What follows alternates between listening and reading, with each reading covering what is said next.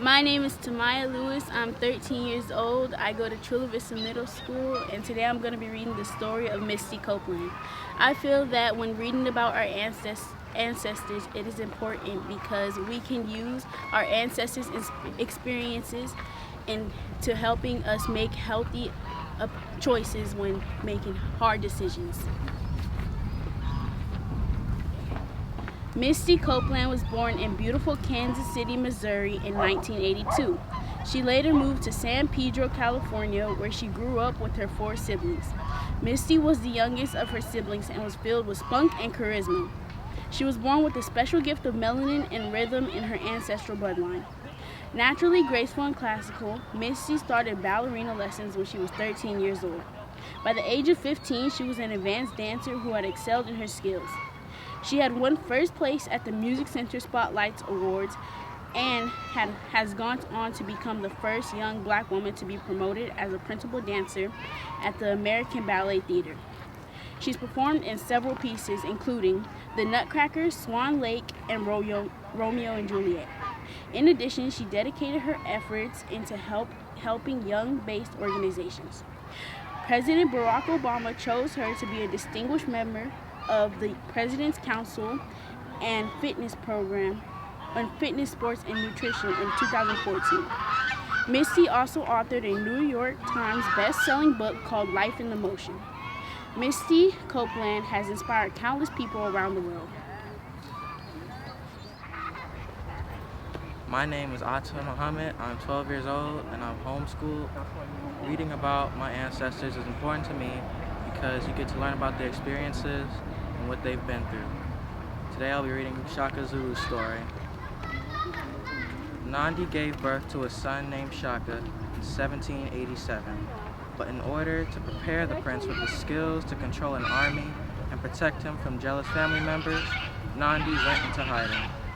Shaka Zulu did not understand why he had to leave his homeland at a young age. He would soon find out the truth.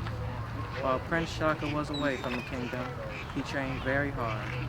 One day he returned home with his mother, ready to take his place on the throne of his kingdom. In 1816, Shaka Zulu started out with around 1,500 people in his tribe. He then grew his tribe to over 250,000 members by attacking his enemies with long blades and organizing military men. Unfortunately, when Shaka Zulu's mother died in 1827, the prince was overcome with grief and sorrow. He had become a leader that the people feared more than they loved. He went up from building a Zulu nation to the destruction of his kingdom. He would lose his kingdom as a result of his overwhelming mourning of his mother. His courage and bravery will never be forgotten. My name is Jordan Foster. I'm 11 years old and I go to Nye Elementary. I'm in 5th grade. When I grow up, I want to be like Kamala Harris, the President of the United States.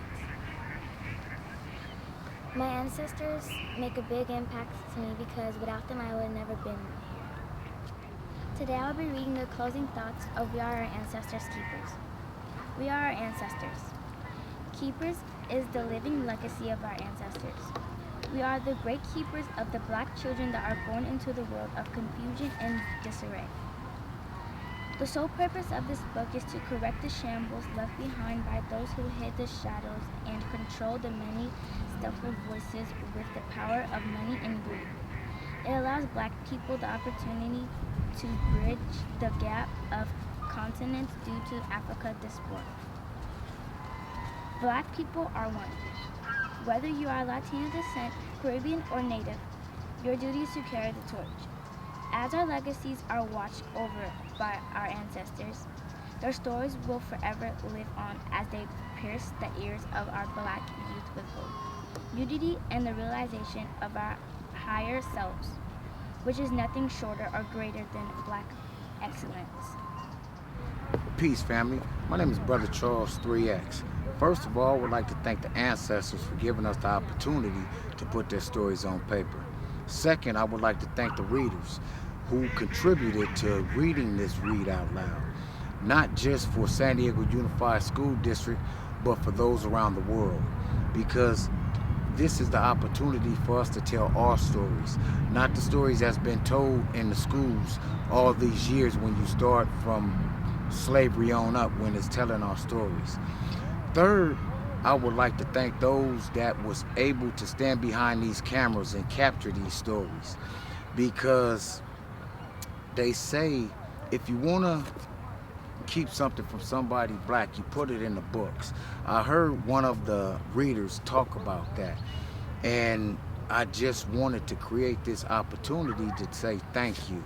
Thank you to all those around the world that will be taking the opportunity, sitting down with your families to learn about our stories, our ancestors' stories, our great legacies.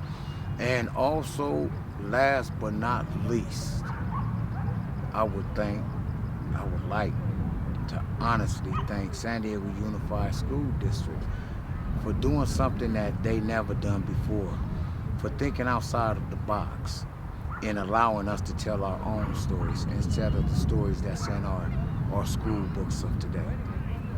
Thank you so much. My name is Brother Charles Alexander. Assalamu alaikum.